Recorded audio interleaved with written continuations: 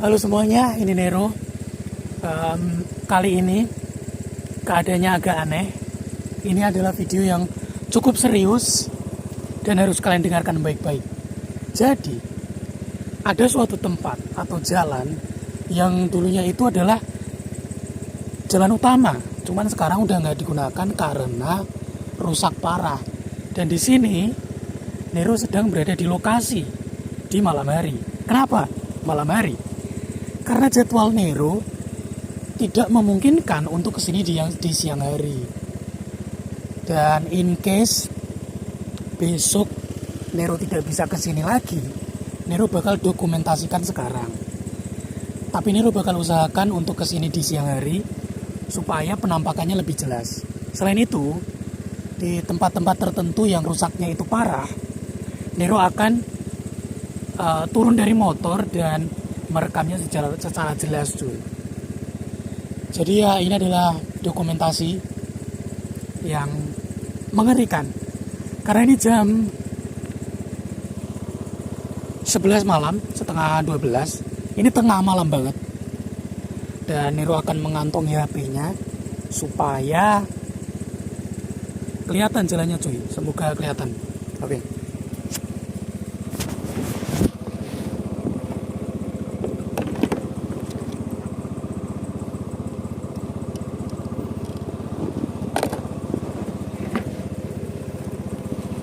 Let's go.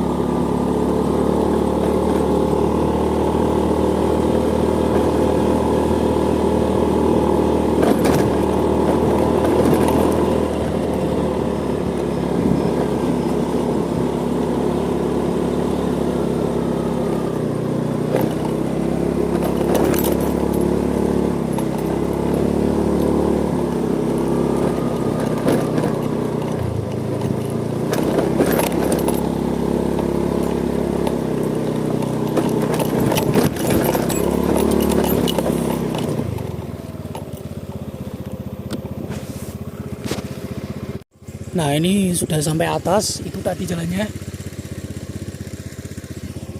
Dari kamera kurang kelihatan sih. Ini naik ke atas. Ini jalan ini benar-benar menjadi sungai begitu. Karena sungainya nggak ada, jadi air lewat jalan kalau hujan. Oke teman-teman, di sini Nero sudah sampai di tempat yang salah satu paling sulit. Ini medan tersulit. Ini naik ke atas sana. Lihat jalannya. Ini dulu jalannya bagus, halus. Truk bisa lewat, tapi sekarang astaga, motor pun kesulitan, bro. Lihat ini kayu. Kayu lurus kan? Bandingkan dengan jalan. Tuh. Ini benar-benar naik banget nih. Dan ada suara-suara aneh memang kadang. Dan itu sudah biasa karena memang banyak hewan. Termasuk hewan buas, jadi kita tidak boleh terlalu berisik sebenarnya. Let's go. Ini Nero sudah di tengah-tengah dan kalian lihat apa ini? Ada lubang, bro. Nah, ngomong-ngomong, ini jalan naik gunung, sehingga di kanan ini adalah tembok tanah, sedangkan di kiri jurang. Ini kalau Nero terperosok ya wassalam, tapi kita akan berusaha sampai ke rumah karena ini memang jalan pulang. Begitulah. Ini dalam loh ini. Tuh, itu tadi yang ke bawah. Kurang lebih begitu gambaran dari jalannya, dan ini kira-kira antara 4 sampai 7 km yang rusak. Dan dari sini Nero akan full rekam dengan kamera depan saja, karena kalau Nero berhenti akan kurang aman. Selain itu akan memakan banyak waktu. Tapi ya kurang lebih dalam beberapa kilometer jalannya seperti ini, kurang lebih. Ini ada dokumentasi yang sedikit lupa teman-teman. Jadi di daerah ini sebenarnya adalah perhutani. Ini daerah milik pemerintah. Jadi kayak ya nggak tahu lah, intinya hutan. Nah di sini tuh ada penebangan liar dan ini salah satu residunya. Di sini banyak pohon tumbang, ada juga penebangan liar. Jadi sudah mulai gersang dan entah kenapa pengawas tidak melakukan apapun nampaknya. Jadi kayu-kayu yang dulu rindang mulai hilang satu persatu tiap malam dan tidak diapa-apakan mereka. Jadi ada kemungkinan ya nggak tahu lah, mungkin ada perjanjian atau gimana. Mungkin ya mungkin, kita kan belum tahu. Ini salah satu contoh longsor dan kayu yang tumbang dan tidak diurus. Jalannya yang dulu muat truk cuman segini ya, karena di samping longsor. Dan itu ada batu besar yang baru jatuh beberapa hari lalu mungkin. Dan di bawah tentu saja jurang yang sangat dalam. Pengaman pun tidak ada begitu loh. Maksudnya apa ini? Dulu ini bagus jalannya, tapi udah 10 tahunan itu nggak diapa-apakan, tidak diurus, jadi lama-lama rusak. Ini salah satu longsor yang paling parah. Lihat. Dan kalian tahu ada kayu yang ditinggal dan ada batu besar di belakang. Nggak kelihatan ya? Tapi di belakang sana ada batu besar yang jatuh beberapa bulan lalu. Dan di depan itu ada sesuatu yang tidak akan pernah kalian sangka. Lihat ya.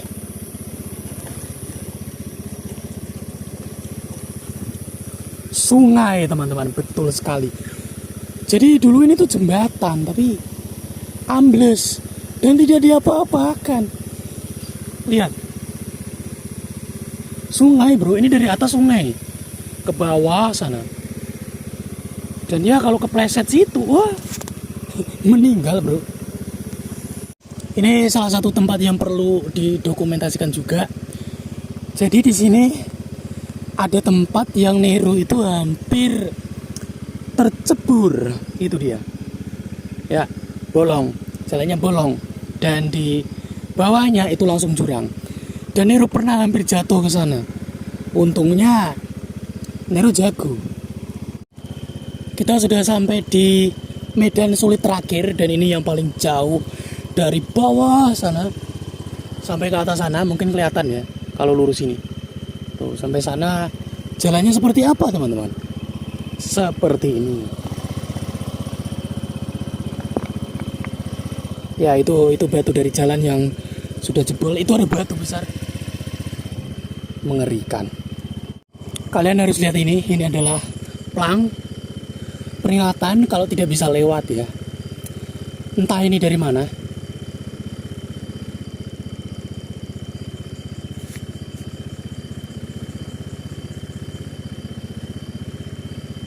Ini sepertinya dari masyarakat sendiri karena tulisannya agak kurang baku dan deso lah bisa dibilang. Ya cuman ada itu, nggak ada apa gitu yang dilakukan. Kita sudah sampai puncak, belum puncak banget sih sebenarnya. Puncaknya itu masih di sana. Cuman di sini adalah tempat yang pemandangannya paling clear. Jadi kita bisa lihat daerah Ponorogo. Tuh. Jadi di sini daerah Pacitan, ini perbatasan. Dan di bawah sana itu adalah daerah Dayaan. Sedangkan tempat yang ini tidak ada namanya. Di peta itu tidak ada namanya. Nggak tahu kenapa. Dan ada sedikit, bukan sedikit sebenarnya, banyak keluhan. Tapi Nero di sini akan menceritakan sedikit keluhan dari masyarakat di sini. Jadi dulu jalan ini itu sangat halus dan jadi tempat wisata. Bahkan banyak warung-warung, transport juga dari sini. Cuman setelah entah kenapa tiba-tiba itu kayak dananya itu diberhentikan atau gimana. sudah tidak diurus lagi selama lebih dari 10 tahun. Dan salah satu keluhan terbesarnya adalah transport, tentu saja. Karena di desa yang ada di pegunungan ini, itu mata pencahariannya adalah petani kebanyakan. Dan karena hal tersebut, ekonomi menjadi turun. Kenapa? Karena mereka akan kesulitan untuk menjual hasil panen, sehingga ya penghasilan mereka turun. Dan lagi biaya hidup mereka naik karena makanan, pakaian, dan keperluan lain itu harganya menjadi mahal. Kok bisa? Ya karena transport. Jalan utama yang dulu dipakai itu udah nggak bisa dipakai, sehingga kita harus turun ke gunung sebelah dan harus muterin gunung untuk ke kota. Jadi itu sangat jauh dan lama sekali, sehingga biaya transport itu mahal, sehingga ya biaya makanan dan pakaian itu menjadi mahal juga, karena kan apa-apa dibelinya dari kota dan hasil panen juga dijualnya ke kota. Jadi ya penghasilan turun, keperluan naik, sehingga ekonominya juga bisa dibilang bobrok sih. Mohon maaf ya. Ya kurang lebih seperti itu. Dulu jalannya seperti ini nih, halus. Nah yang ini udah diaspal. Ini Peru sudah berada di bagian yang sudah diaspal, yang kurang lebih cuman 300 meter mungkin. Dan pengaspalannya berhenti di sana karena sudah berbatasan ya. Jadi di sana itu perbatasan Ponorogo, sudah berbatasan, udah masuk Ponorogo. Jadi itu daerahnya Ponorogo. Apakah mungkin Ponorogo itu sengaja supaya Pacitan tidak maju itu?